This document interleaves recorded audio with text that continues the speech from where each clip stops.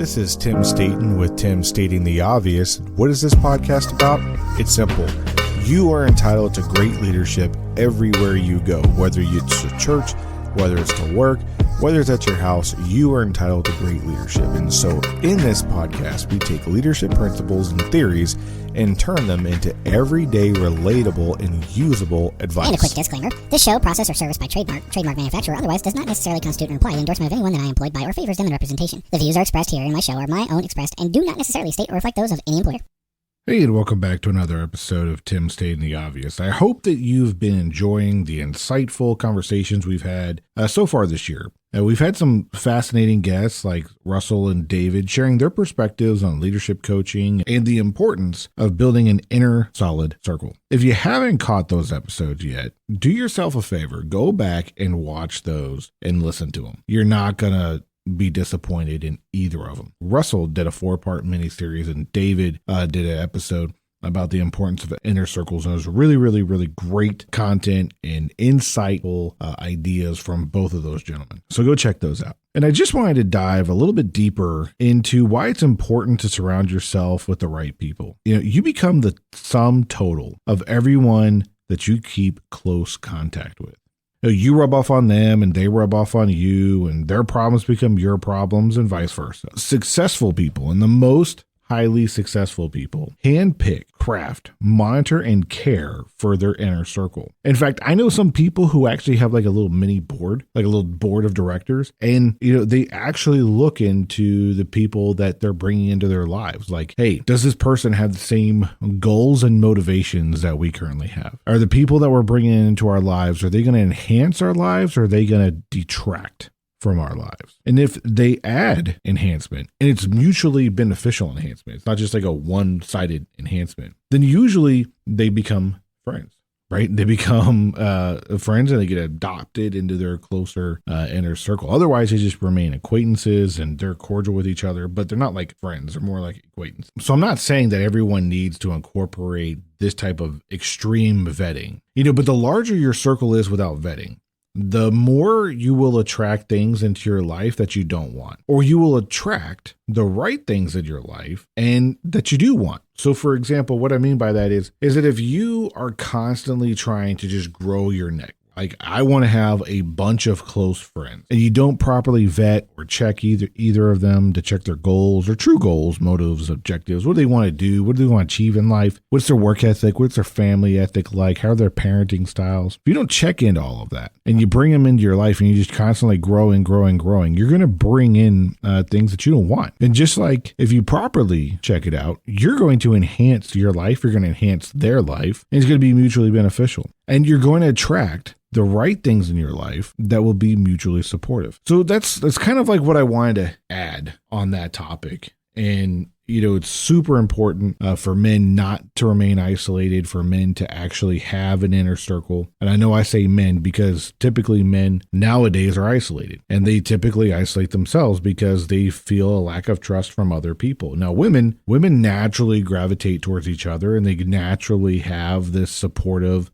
sisterhood or supportive motherhood, of whatever you want to call it, amongst each other, where they actually support and build each other up. And then in negative ones, they tear each other down, and it becomes incredibly catty, but we're not really talking about that. But what I'm really here to say is, which I've already said, is that if you attract the right things, you're going to have a much better time being successful by having a stronger inner circle to keep you accountable. Because you need to surround yourself by people who are not just going to be yes people. They're going to be people to tell you the truth, and not the truth that you want to hear, but the truth that you need to hear. To let you know that, hey, you know what? Maybe you doing this trip or whatever is probably not a good idea. You need to stay home. Or, hey, buying this thing is probably not a good idea for you. You probably should hold off on that. Or, hey, that business idea you were thinking about, I think it's a great idea, but maybe probably not the right timing. Let's hold off on that and let's take a look at it. And I know I'm not involved in your business. I'm just saying from another perspective, it probably doesn't look right. You might want to double check that. And so by having people in your life that care about you enough to hold you accountable and to support you through the things and to tell you the truth, even though you don't want to hear it, that's going to keep you out of trouble.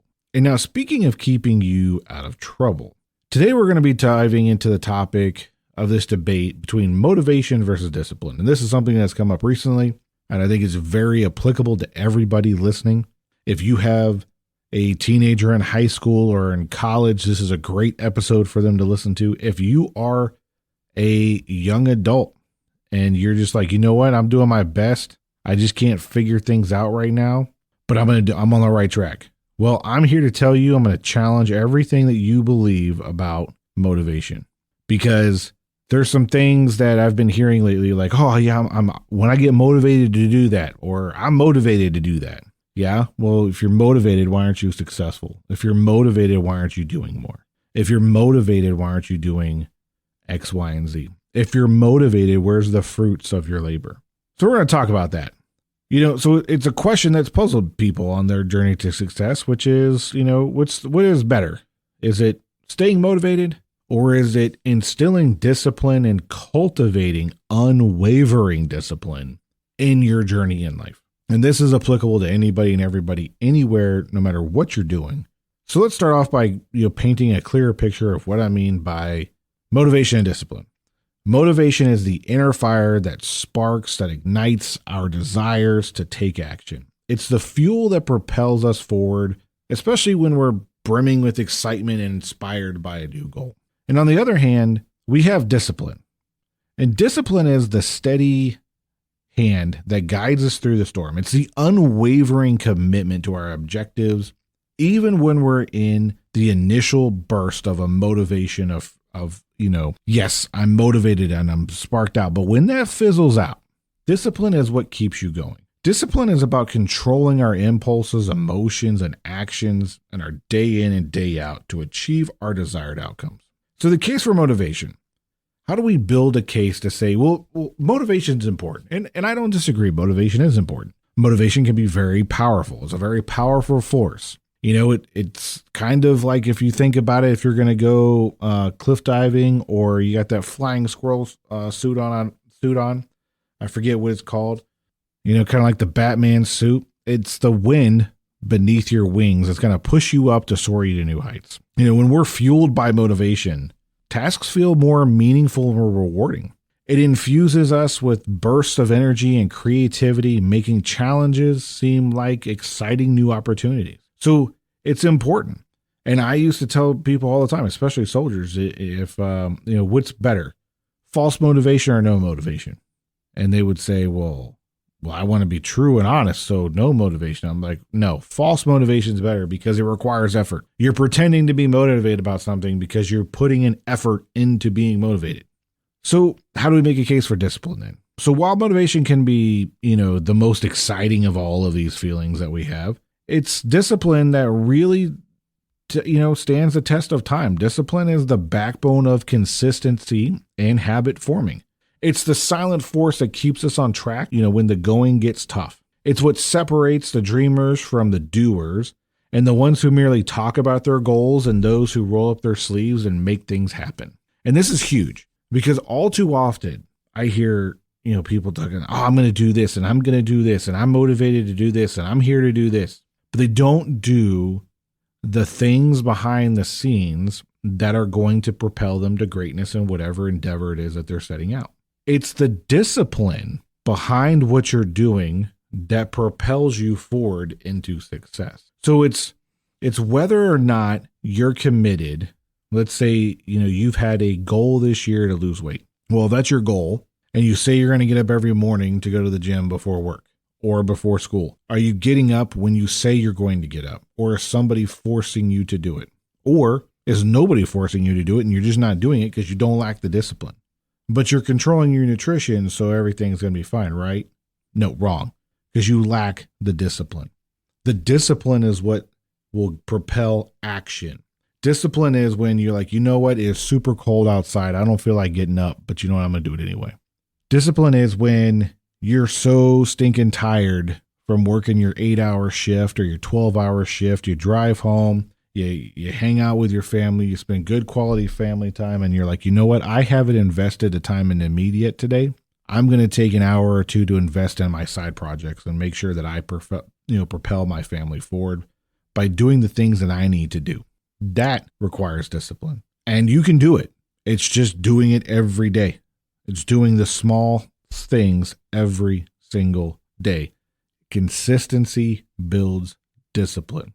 So how do we find the balance? I don't think we need to choose between motivation and discipline all the time. I will say I will choose, me personally, discipline over motivation every single day of the week.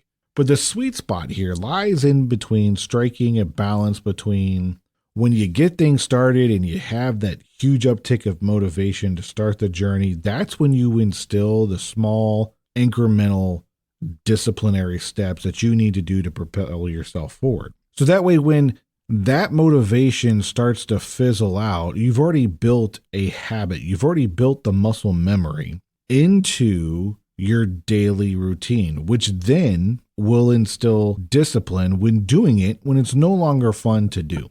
That is what makes a difference. And that's where I find, the happy medium here, the sweet spot. Is you'll get a project that's do it exciting and you start running off with it and then it starts to fizzle out. But if you're not doing those small disciplinary steps throughout the day to maintain that, then when the newness wears off and the shininess of the new toy wears off, you're not gonna be able to stick around for the long haul. Here's some real world examples that I just want to bring up about highly successful individuals and how they balanced motivation and discipline into their lives. First one's Elon Musk, right? The visionary entrepreneur behind Tesla and SpaceX and now X, formerly known as Twitter. He's driven by an unwavering passion for revolutionizing industries. His ambitious goals are fueled by his relentless discipline, a commitment to pushing boundaries, setting audacious targets, and demanding excellence of himself and his teams. He leads by example in that. You have Serena Williams. This tennis icon epitomizes the marriage of motivation and discipline on the court. Her love for the game fuels her relentless pursuit of greatness with her disciplined work ethic. Her rigorous training regimen and her mental resiliency propels her from victory time and time again because she knows that if she doesn't maintain the discipline first, she is not going to get the fruits of victory at the end. Right? Then we have Angela Duckworth, the pioneering psychologist who embodies the power of grit when it comes to passion and perseverance. Her motivation stems from a deep-seated desire to unlock the secrets of the human potential, while her disciplined approach to research, her tireless work ethic, and unwavering commitment to her goals drives her groundbreaking discoveries. So when, even in an academic world, you've got to put in the work. It's always awesome to have the elevation and the drive to want to discover new things and to find new things and to unlock human potential. But unless you do the studying behind it, which is lots and lots and lots of reading and lots and lots and lots of talking to people and lots of writing and lots of tireless, endless nights doing the things that nobody else wants to do in the dark of the night to produce a product that is worthwhile for the rest of the world to consume. It's the discipline that drives the train. Motivation can help carry it, but discipline drives the train. So here's some practical tips of how we can daily, start to implement and cultivate discipline into our own life. So again, if you have a teenager or early college student, if you're a young adult who's never kind of been to anything and you're like, I need some more discipline. Here's how we can do it. Here's how we can instill it ourselves. You need to set clear goals for yourself. I use SMART goals, but I think that, you should definitely start with that. Start with SMART goals. Hit some clear goals. What is it that you want to do? What is it that you want to achieve? And then set up a small plan of how you're going to create them. Then you need to create a routine. You need to establish a daily routine or schedule that includes dedicated time for the most important tasks and self-improvement. And here's why I say that. I say that because if you don't use the Pareto principle, if you're not exercising that 80-20 rule, which is 20% of my tasks are going to equal 80% of my outcome or my achievable things. And the other 80% that I'm doing is only going to equate to 20% of it anyway, so I don't put much energy and effort into it. It's not going to yield much results anyway. But you got to put the effort and time into the things that are going to achieve you the biggest results. So that's why a routine is essential when it comes to prioritizing, how you're going to get after achieving those goals. Then you got to prioritize your tasks, right? You got to identify what are the most important 3 things that you're going to do every single day to accomplish your goals. And I mean this. What are you going to do every single day? If you do nothing else, what are 3 things that you're going to do that is going to drive your goals, that's going to drive your time management, that's going to drive you to doing what you need to do? Because even if your goal is to be the most prolific and most profound YouTuber ever, guess what? It still takes discipline to do that. It takes recording and editing and failure and doing and repetition. And until you establish enough muscle memory and repetition to find the thing that works, your motivation is going to fail way before your discipline will. So prioritize your tasks. Then you got to practice self-control, right? How are you going to delay immediate self-gratification for long-term success? Think about that for a second. How are you going to delay immediate self-gratification for long-term success? And this is harder for many of us because we live in a society where instant gratification is instant, literally. If you don't like what's on television, which I don't even know who watches television anymore, because you can watch Netflix, you can pick and choose whatever you want to watch. You can pick and choose any streaming service out there and pick whatever show you want to watch when you want to watch. And if you don't like any of those, you can get onto YouTube and watch shorts. Go onto Instagram and watch reels. You can go onto TikTok and watch TikTok all day long. You're going to feed whatever it is that you're going to look for immediately. If you're hungry, you can go get fast food. Get it immediately. It's not nutritious. It's not good for you, but it's what you want. You were hungry, right? Or you can heat some microwave food up, which also isn't good for you. Cooking takes some time. It's also better for you. But anyway, how are you going to practice self-control and delaying that immediate self-gratification? Then you got to break things down into, manageable steps. How are you going to eat the elephant? And I tell my oldest son this all the time. You got this elephant in front of you. How are you going to eat it? One bite at a time. If it takes you 2 years to eat that elephant, it takes you 2 years to eat it. How long it takes you to eat the elephant is determined on the size of the elephant and that goal. And if you think you're going to eat that huge 2,000-pound elephant in 2 days, you need to readjust your timeline on your goal scale because you're not going to do it. You're not going to get there. It's not going to happen. So adjust your timeline. You need to eliminate distractions. You need to minimize what is coming into your environment and maintaining focus and productivity. And that's why I talked about your inner circle up at the front of it. What are you going to do to help you stay committed by eliminating all the external things that don't matter? There are things that matter, but the things that don't matter, who's helping you eliminate those? Keep those away from you.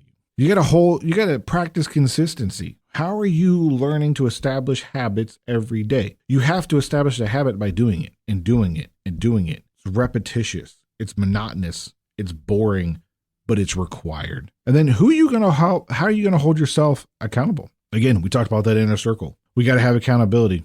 You've got to be consistent. You got to be accountable. So when you're not being consistent, somebody tells you you're not doing it and then hold you accountable. There's a way to do it in a loving way to let you know that you're off track, right? But we all need it. And then what are you doing to celebrate those short wins on your way to success? The Rock, he has a cheat meal every week. His banana, French toast, bread, right? That is his cheat code. That is his cheat meal every week. He's like, I'm going to maintain the most rigorous and ambitious workout schedule and diet nutritionary schedule I can find. But at the same time, every week I'm going to eat these banana French toasts on his brioche bread. So what are you doing to set yourself up for an award for doing what you need to do and to stay positive and to build in that motivation, right? So we start with the discipline and we build in the motivation to do the things. And that's why I say it's not motivation versus discipline, which is better. So I'm here to tell you, I'm here to tell you that anyone who's telling you, it's motivation. If you're not motivated, you're never going to achieve anything. I claim BS. If you're not disciplined, you're never going to achieve anything because motivation happens, it ebbs and flows. You can listen to this podcast and I hope you got motivated by it. Probably going to last you 15, 20 minutes, if that. Realistically, 15, 20 minutes. Not going to last you much longer than that. And then what's going to happen? You're going to lose interest.